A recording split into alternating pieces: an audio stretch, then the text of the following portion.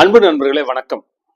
கோயம்புத்தூர்ல பெரிய லெவல்ல ஒரு எதிர்பார்ப்பை கொடுத்தது பிஜேபி அண்ணாமலை அவர்கள் ஜெயிப்பாங்க அப்படின்னு.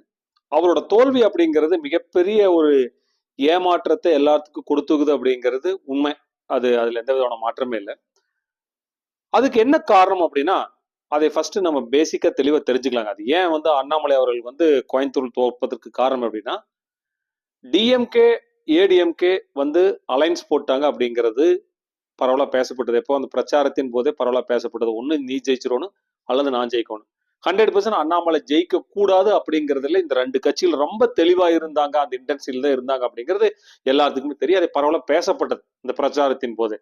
அப்ப என்ன நடந்திருக்குது அப்படின்னா, actually DMK first, BJP second, third ADMK போகுது. எப்படி? கொங்கு பெல்ட் எங்க கோட்டைன்னு சொல்லிட்டு இருந்த ஏடிஎம்கே பாத்தீங்கன்னா 3வது இடத்துக்கு போறாங்க. அதுவும் பிஜேபி அண்ணாமலைக்கும் இவருக்கும் எவ்வளவு ஓட்டுகள் வித்தியாசம் சிங்கஜி ராமச்சந்திரனுக்கு அப்படின்னா, நேரம் பாத்தீங்கன்னா 2,13,642 ஓட்டுகள் வித்தியாசமாகுது. ஆனா டிஎம்கே கணபதி ராஜகுமாருக்கும் அண்ணாமலைக்கும் எவ்வளவு ஓட்டுகள் வித்தியாசம்னா 1,18,068 ஓட்டுகள் வித்தியாசமாகுது. ஆனா அதுல இருந்து 2 மடங்கு அண்ணாமலைக்கும் இவரு சிங்கை ராமச்சந்திரன் அவர்களுக்கு டிஃபரெண்ட். அப்போ இத்தனை வருஷமா இருந்தக்கூடிய இந்த கட்சி மிகப்பெரிய லெவல்ல பவர்ஃபுல்லா இருக்கக்கூடிய கட்சி, கொங்கு மண்டலத்தோட மிகப்பெரிய பெல்ட்னு சொல்லிட்டு இருந்த கட்சி, அண்ணாமலை விட நீரோட் பார்த்தீங்கன்னா ஒரு 2,13,000 ஓட்டுகள் கம்மியா வாங்குறாங்க அப்படின்னா என்ன காரணம்? அது எப்படி அப்படிங்கிறத நாம புள்ளி விவரமா பார்க்கலாம். அப்போ பாருங்க, ஆக்சுவலி கணபதி ராஜகுமார் எத்தனை வாங்கிக்கிறாருன்னா 5,68,200 ஓட்டுகள் அவர் வாங்கியிருக்காரு. அண்ணாமலை எவ்வளோ வாங்கிக்கிறாருன்னா அவருக்கு கீழே 4,50,132 ஓட்டுங்க. அப்போது 2 பேர்த்துக்குள்ள ஓட்டு வித்தியாசம் பண்ணால் 1,18,000 ஓட்டு சம்திங் தான் அவர் வித்தியாசம். ஆனால் இவர் பாருங்க, இங்கே சிங்கை ராமச்சந்திரன் எவ்வளோ தான் வாங்கியிருக்காருன்னா 2,36,490 ஓட்டு தான். எவ்வளோ பர்சன்டேஜ்? வெறும் 17% தான் அவர் வாங்கியிருக்கார்.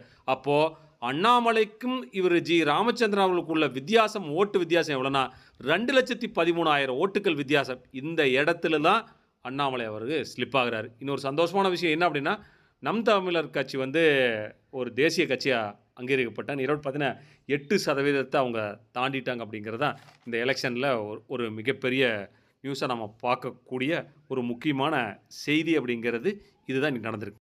இப்போ நடந்து முடிஞ்ச லோக்சபா தேர்தலில் என்னென்ன பர்சன்டேஜ்னா, திமுக போன வருஷத்துக்கு இந்த வருஷம் கம்மி தாங்க, 26.93 வாங்கியிருக்காங்க. அதிமுக 20.46ங்க.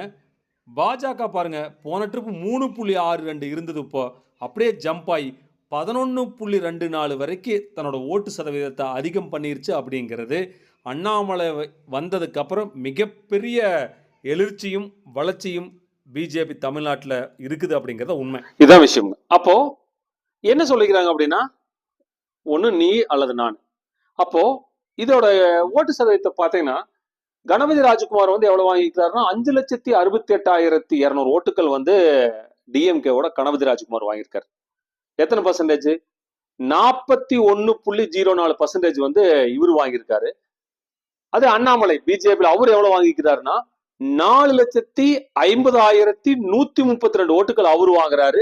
எத்தனை பர்சன்டேஜ்னா 32.08% அவர் வாங்குறாரு. ஆனா ஏடிஎம்கேல சிங்கஜி ராமச்சந்திரன் எத்தனை ஓட்டுகள் வாங்குறாரு அப்படின்னா 2,36,490 ஓட்டுகள் வாங்குறாரு. எத்தனை பர்சன்டேஜுங்க? 17%. அப்போ அண்ணாமலை அவருக்கும் பிஜேபிக்கும் ஏடிஎம்கே பாதிக்கு பாதி. இவர் 17%, அவர் 32%. அப்ப எத்தனை பர்சன்டேஜ் இடையில பிட்வீன் த கேப்னா 18% அண்ணாமலையை விட இவரு சிங்கஜி ராமச்சந்திரன் கம்மி. அப்போ அதுவே பாத்தீங்கன்னா ஏடிஎம்கே இன்னொரு 1 லட்சம் ஓட்டுகளை எச்சா வாங்கி இருந்தது அப்படின்னா இவர் எத்தனை வாங்கியிருப்பாரு? 3,36,000 ஓட்டுகள் ஏடிஎம்கே சிங்கஜி ராமச்சந்திரன் வாங்கியிருந்தார். அப்படின்னா மேல இருக்கக்கூடிய டிஎம்கே கணபதி ராஜகுமார் ஓட்டு 1 லட்சம் ஓட்டுகள் குறைஞ்சிருக்குன்னு ஒரு கணக்கை பார்த்தோம்னா அவர் எத்தனை வாங்கியிருப்பார்? அப்போ நிறவட் பாத்தீங்கன்னா 4,68,000 ஓட்டுகள் தான் அவர் வாங்கியிருப்பார். அப்போ அண்ணாமலையோட வெற்றி அப்படிங்கிறது அங்க உறுதி செய்யப்பட்டிருக்கு. அப்போ டிஎம்கே ஏடிஎம்கேக்குள்ள நடந்த டீலிங் சரியா நடந்தனால அண்ணாமலை அவர்கள் இங்க தோற்கடிக்கப்பட்டார். அதுதான் உண்மை.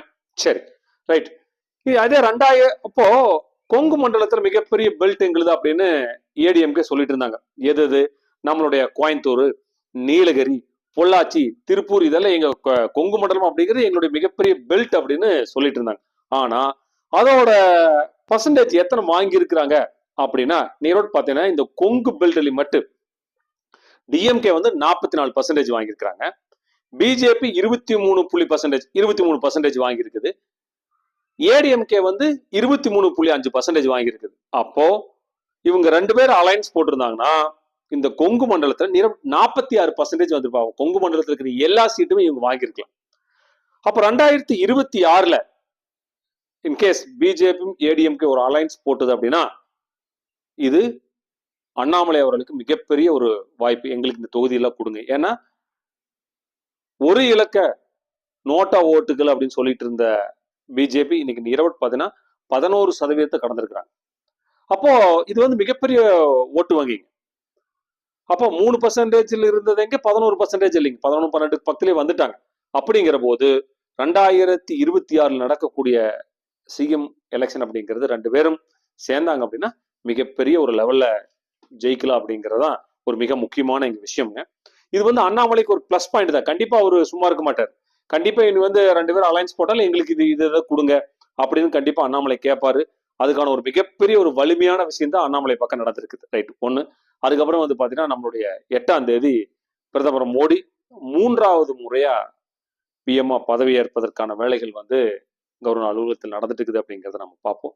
இன்னொரு முக்கியமான விஷயம் என்ன அப்படின்னா, நரேந்திர மோடி அவர்கள் நேரடியாக அண்ணாமலைக்கு ஃபோன் பண்ணி ஒன்றும் பிரச்சனை இல்லை, ஆக்சுவலி பிஜேபி எதிர்பார்த்த இடங்கள்லையே உத்தரப்பிரதேசம், மகாராஷ்டிராவில் அவங்க எதிர்பார்த்த அளவுக்கு சீட்டுகள் கிடைக்கல அப்படிங்கிறது அவங்களுக்கு தெரியும்.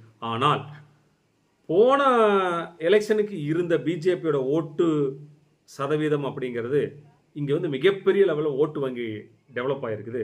அதுக்கு என்னுடைய வாழ்த்துக்கள், நீங்கள் ஒன்றும் கவலைப்படாதீங்க, அதை நம்ம பிறகு பார்த்துக்கலாம் அப்படின்னு நரேந்திர மோடி வந்து அண்ணாமலைக்கு வாழ்த்து சொன்னதா ஒரு செய்தி. நண்பர்களே, உங்களுடைய மேலான கருத்துக்களை நம்முடைய கமெண்ட் பாக்ஸில் தெரிவிங்க. அடுத்த பதிவில் உங்களை நான் சந்திக்கிறேன். நன்றி.